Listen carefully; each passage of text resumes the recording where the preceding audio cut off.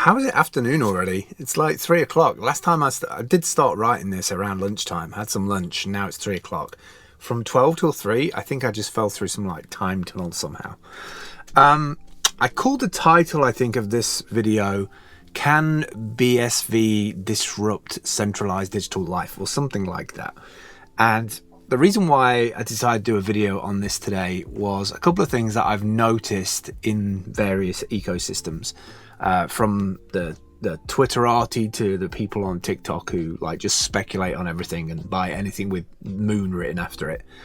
I noticed a video from last night, fairly local to me, where a restaurant chain, not a chain, but like a restaurant group, had put out a TikTok with like Bitcoin accepted here, like in the window, and then with the camera they went up and it was Litecoin and Dash and Ethereum. And I really think we're starting to see your average high street places start to recognize what's going on out there. They're seeing lots of these crypto videos popping up in their TikTok feeds and people making big gains and stuff. So obviously there's going to be people who have cryptos out there in a crypto wallet, and they're going to want to have some way of spending it. And so why not, dedicate a certain amount of your budget or your money of a high street business to accept crypto? It's very easy to do. Anybody, staff member who's fairly like clued up on this stuff can have the business phone, or everybody who's, an exec of that restaurant, anybody who's trusted can have the mobile phone and take payment for whatever somebody wants to buy. So it got me thinking about why is some of these really fast chains that have incredibly low fees, why are they not out there? Why are they not at point of sales? What is the factor that's holding it back? Is it just not enough people talking about it? Is it not enough people going out into the high street and telling people about it or showing it how it works? I know that Dash did very well in Venezuela, and I'm sure there's been a bunch of people who are doing stuff on Lightning. I remember seeing loads of videos about Lightning a couple of years back. I don't see so many of those now. And obviously, things like Litecoin as well. So it got me thinking about what stuff could happen on a day-to-day that could change the centralized versions of stuff that I use into decentralized versions, and the benefits of that. And I wanted to put this out to the BSV community, who seem to build lots of different little web apps here, there and everywhere that serve a purpose for their needs, be it exchanges or be it tokens, or I get into Relay X and Labor X in a little while, and how we can get these decentralized projects working together, even if they're using totally different blockchains.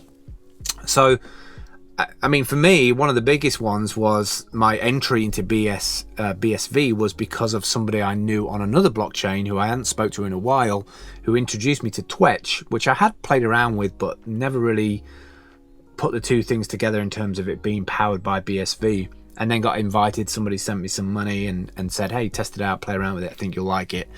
And that was the thing that prompted me to move from Twitter, which I am an early adopter. I was like one of the, maybe first 20,000 people that got into it in 2005 or 2006 or whenever it was, 2004 maybe. It was launched at a South by Southwest, if I remember, or just before a South by Southwest, and everybody was like crazy about it then.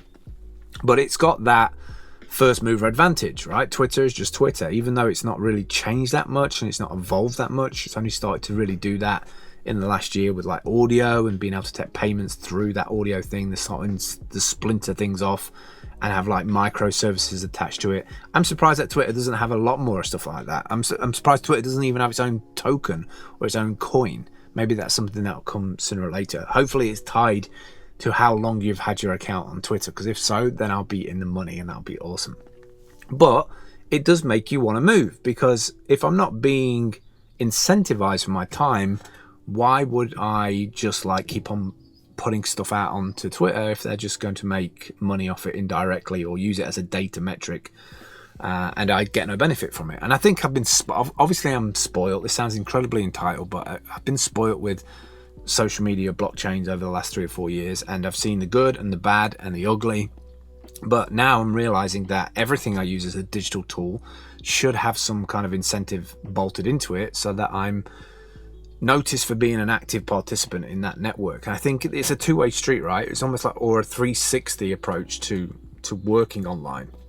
I want to be able to have a digital version of me that does stuff while I sleep, so that I can feed my meat sack when I wake up in the morning. That sounds absolutely awful, but you get where I'm coming from. So the move from Twitter to Twitch was really straightforward, because, you know, at the end of the day, it does everything that Twitter does, and I can post from here straight to Twitter. Yes, I have to pay for a post, but if I pay for a post, just even getting a like or a branch, you know, I get a payment of that in BSV, and it's instantaneous. As soon as somebody does it, I get it. I believe so anyway. I don't know if I have lots and lots and lots, if they put that into like a batch and then send it at the end of the day. I don't know. But it's more than the sum of its parts. It's more than Twitter ever has been, and that's interesting to me. I like to use things that are cutting edge and are moving forward. The fact that it's got like wallet support for different wallets, a marketplace for NFTs, the fact that if you are a regular user of the platform, you can be given things like NFTs that have a value. Most of the time people sell them straight away, but I love the fact that they've got features in there that I can buy. I bought the $9.99 encrypted chat, because why wouldn't I want direct messages that were encrypted? I don't know if they even are encrypted in Twitter. So, you know, I want to support stuff that I'm interested in as a hobbyist, but also want to transition away from centralized versions of those, because I want ownership over the data, my own data, on a chain. But also, if I can be incentivized for taking part in that community or adding value to that community, then getting some kind of benefit back is pretty cool as well. Because for the first time in my like adult years, I'm actually enjoying the idea of investing. And I enjoy the idea of having something that, if I sit on it now, in a year's time will be bigger, all being well, than it was when I started. And that's something that I suffered with a lot in my adult life, is having to have that like yearly reset when the car insurance comes around, and all those bills that kind of land at certain points of the year that kind of like, oh shit, I've not budgeted for this because of changing jobs or mental health or whatever it may be. So crypto's given me a lot of insights into me and the way I go about things. So I'm incredibly thankful for that. But I'm also thankful about the fact that it's allowed me to not just focus my energy about being incentivized, but to unpack what it is to be a digital worker. So for years, I spent so much time on Fiverr, moving up the ranks, you know, like getting orders done and, you know, getting up the levels for level 1, level 2. And they have a bunch of different like settings. You know, you have to be fast on the response rate. You have to do a big order completion, on-time delivery. But it's kind of debilitating on their algorithm from a centralized perspective, because on level 1, I'm not sure what it is in level 1, but level 2, I have to wait 2 weeks for any payout from Fiverr. If I'm top rated, which I need to have earned $20,000, I'm like at $2,000 now, so I need to 10x basically. That's hard, I think, for me to do. Then the payout comes down from 2 weeks to 7 days. It's still too slow. But in BSV, I can put something up as an NFT or a digital object, like audio, video, whatever, and get paid instantly. As soon as somebody wants it, I get BSV instantly. Low fees to the person sending it, and I've got it in my wallet. I can use it. And I think that liquidity as a digital worker, to be able to take that kind of instantaneous liquid funds and do something with it, like, there's so much can be done in a 2-week period. That delay, that middleman delay with my money somewhere in the ether waiting for it to come, it should be in my wallet so I can spend it on literal ether. You know, like it doesn't make sense to have all these roadblocks to enable me to, if I want to move fast, because I move kind of alone, I want to be able to have the resources to do it. And a lot of these platforms kind of be debilitating. Don't get me wrong, I've loved Fiverr, I love the experience, I've loved the people that I've worked for on it. But I just feel I had a few things where I dropped down from one level to another level, then it came back up again. And it was all because of one algorithmic thing, which makes me think that there's just, you know, if smart contracts are public and open and are not siloed, then we can work on that together to make it a better experience from both sides, from the seller, from the brand, instead of it just being a hidden away, siloed away algorithm and you have to adapt and adopt it. You know, you have to be logged in and all of this stuff. It's kind of like it can be done better, or at least there's tools to make a decentralized version of Fiverr, which I think would do very well, because all of these blockchains, over the 7,000 blockchains, need audience, they need developers, they need social media, they need graphics, they need video, they need people to tell education how these things actually work. So I think there's room for a decentralized version there. I think the same thing for Upwork as well. You know, Upwork, you get paid out in 7 days, and I think they take like 20%, or at least it was 20%, depending on what level that you're at. Again, don't get me wrong, absolutely love Upwork, but a decentralized version of that so I can work would be fantastic. One of those ones that does that is LaborX. And the thing is with LaborX is that you can browse crypto jobs, get paid in crypto, and recently they not only accept their token, which is time and DAI, which is a stable coin, you can get paid in ETH as well, but now they've even integrated 1inch, so you can actually change whatever you've got, whatever you get paid in, be it Ethereum or Binance Smart Chain, from one thing to another using 1inch, and it gives you the transaction fee and everything. All integrated. You don't have to go out to the exchange. You can do everything inside of it. So for a digital worker to get paid in any kind of crypto and turn it into something else, as maybe a stable coin because you don't want to deal with the volatility, that's really, really cool. It's one of the reasons why I really love what LaborX are doing. But then I start thinking, well, we have RelayX, right? We've got LaborX and we've got RelayX. Like, those two should be working together, but the difference is that they have their own exchange, LaborX do. They have their own token, and it's on, I think it's using a plasma exchange, which is like a fast Ethereum, basically.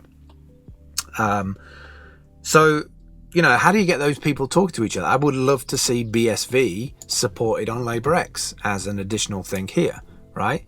So surely there's some benefit of partnering up, because they've both got X in their name. They could literally be the social media that you could do around the X, like some kind of academy of X or something, LaborX, RelayX. There's got to be other X decentralized blockchain stuff out there that could work together. I think once we start combining these things so they're interoperable, I think it's the dream of sidechains, right? I think it's the dream of like Ethereum too. I think it's the dream of Cardano, that you build stuff that's interoperable. Like, you can build something on ETH today and you don't have to speak to the developers of it. The framework is already in place to be able to interoperate with the data on Ethereum. I think that's the reason why DeFi has just exploded so much. So I'd love to see it I'd love for there to be a way for actual digital workers who do both centralized and decentralized to have a way to talk into these places. Like, we don't I mean, yeah, I could send them like a comment, but then I'd probably get the head of social media team rather than somebody at their board. So maybe they need to, a lot of these decentralized projects need to have like ask me anything things once a week, so that people in the community can come along and ask questions like, could you integrate this? I would love to see RelayX integrated into LaborX, because they've even got a whole section. If we do browse jobs, there is browse gigs even. They've even got an NFT section. So, I mean, it's perfect, really. Anything that's listed on RelayX should be automatically somewhere listed along the top here. So I can see like the price of tokens, linking tokens together for users who are actually on LaborX. I don't know what the crossover is, but I would just really like to see BSV involved in this conversation. The more cryptos that are supported in these things, the more I can interoperate with that value. If I can turn it from BSV into something else, or something else into BSV, and I can put that into my wallet and then fund an NFT project or a token myself, the more it makes the innovation of this space grow up for me, or at least it feels like it does. Another one would be Gumroad. Again, Gumroad is fantastic. I love hosting my stuff on Gumroad. It's got a beautiful UI, very simple to do it. I can add a product and be done in 5 or 10 minutes or less. And the only downside for me is that getting paid out once a week. It's not a big issue, but the faster we go with crypto, the more that I can get paid in and out, the better. Like, I would love to see Gumroad start taking on some kind of crypto stuff with, I don't know, tokens for accounts or for users, or the ability to swap my payouts into crypto and get paid out straight away or something. Or a decentralized version altogether of Gumroad. We've got things like Canonic XYZ, which already does self-publishing on Bitcoin SV. And one of those authors I mentioned it before, Isaac, has got a book up on there. He's got a number of books on here, actually. For $3 he wants for this book. But one of the other things I love about it is that 50% of the revenues go to the NPC token. And if you do a bit of a read up on the Bitcoin files white paper for Numpty Pot, which Numpty is just like, when I think of Numpty, it's not the best name for this really, but I kind of get it. It's kind of like a bit of a gamble, bit of a whim thing. But I like the idea that if I buy his book, then 50%, $1.50 goes into that pot. And then if I am a token holder, and the token's reasonably cheap, I don't know what the price of that is. Let's go to NPC. Like the price of it right now is, it did actually say like $2 or something. No, less than that. It's dirt cheap. Look, it's 0.029. So I can hold a bag of this, and if I hold a big enough bag, then I get a payout, right? If lots of people buy this book, or if lots of people pay for his videos on Streamanity, I've got it right today, then there's a chance that you get a payout. So I think that's super interesting for content creators or digital makers to be able to invest in a user, but then invest in a group and a token, and if I'm a holder of that, I can get a payout of that pot over the period of time that content creator is putting stuff out. So it benefits everybody. Benefits the content creator because he's holding a token that hopefully people will invest in that token, which is basically investing in his output and his reach, and then I'm benefiting because I get money back. So effectively, this only cost me $1.50 if I'm a holder of the NPC token. I love that.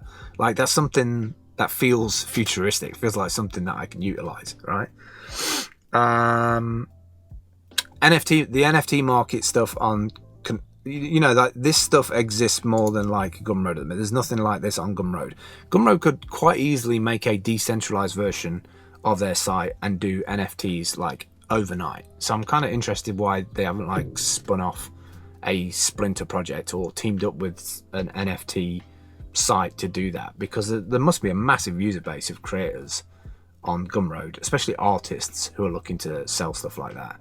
I feel like the swing from centralized to decentralized will be very quick. I don't think it'll be just a slow and gradual thing. I think we'll jump into this really quickly. We can do NFTs now on Bitcoin SV, and you could do them through Canonic, or you can do them through Token Power, which I've only just come across literally in the last couple of days. So you can sell your art and do it for incredibly cheaply if you're not interested in doing it with OpenSea on Ethereum.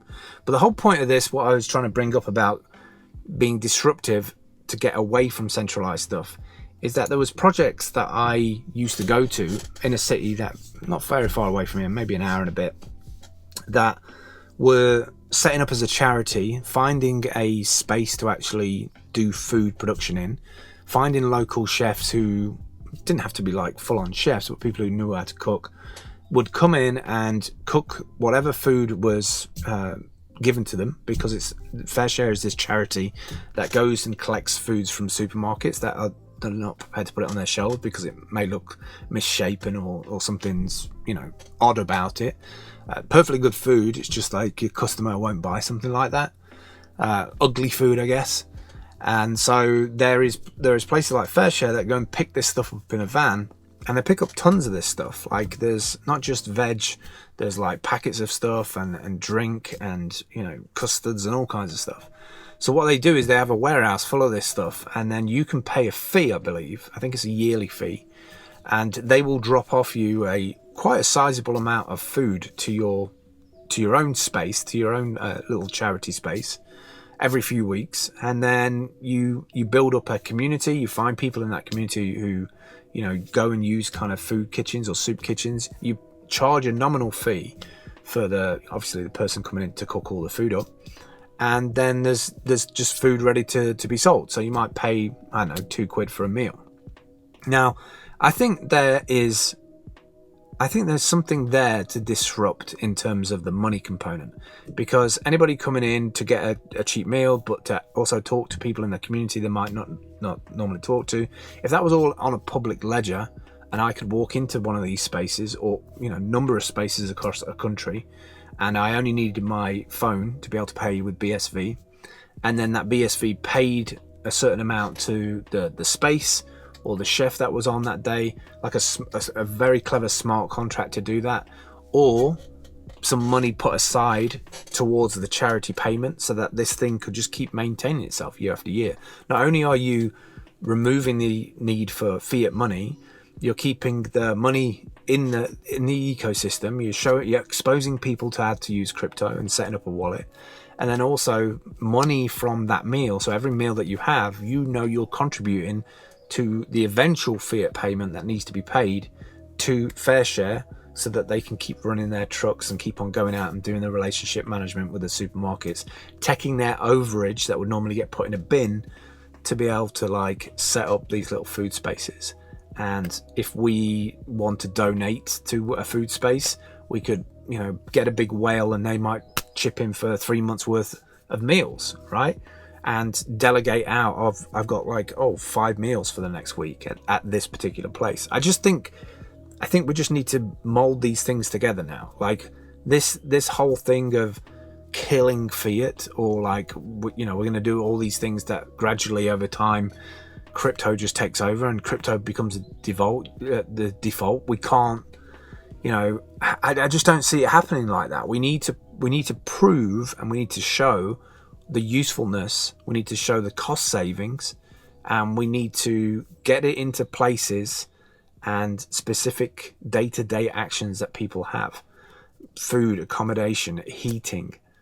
If we can find a way to do that, we can also turn people who are on, eating hand to mouth, or just literally in that headspace of every month running out of money, and then they're back at it again and they're stuck in that cycle. They can't be investors. They're literally living hand to mouth, paying their mortgage, paying this. They're shaving all the bills down as much as they can, but they can't save. They can't save any money. They can't put money into crypto investments because it's too volatile. So I think there's another way to onboard people by using crypto, using the low prices of things, using the smart contracts, educating people at these spaces, putting on talks while they eat. I don't know. I just think there's just a part of crypto now that is ready, because people have accumulated this wealth and it's just sitting in around these things, that we should start putting them into real world stuff to actually change people's perceptions of Bitcoin just being this place where criminals hang out. It's way more. Crypto is way more than that. It's a behavioral, cultural change that never before. It allows you to control your finances. It allows you to be very selective about where you spend your time online, and build up that digital profile. Imagine just disrupting paper CVs, right? From having a smart contract that follows you all your life. There's just so many things that I'm excited for. That's it today. I put in another link for Fair Share Australia. These things are all around the world. Rescues surplus food and cooks free nutritious meals for people doing it tough. They normally charge you a small fee, or at least as did in the UK. But these are perfect places, because the people that are going to these places are the majority of people that are strapped for cash, or want to go and help out, want to socialize, want to integrate to their community. But also they're the people who are trying to get out of that kind of poverty mindset, And I feel like crypto could do really well in these areas. Not just teaching them how to use a wallet, but building a whole consensus model for your average person in the street, and educating them how to become self-sufficient themselves, Yeah, that's it. That's all I really wanted to talk about today. It was all over the place, but TikTok started it off, so what do you expect? I'll catch up with you soon. Take care. Bye.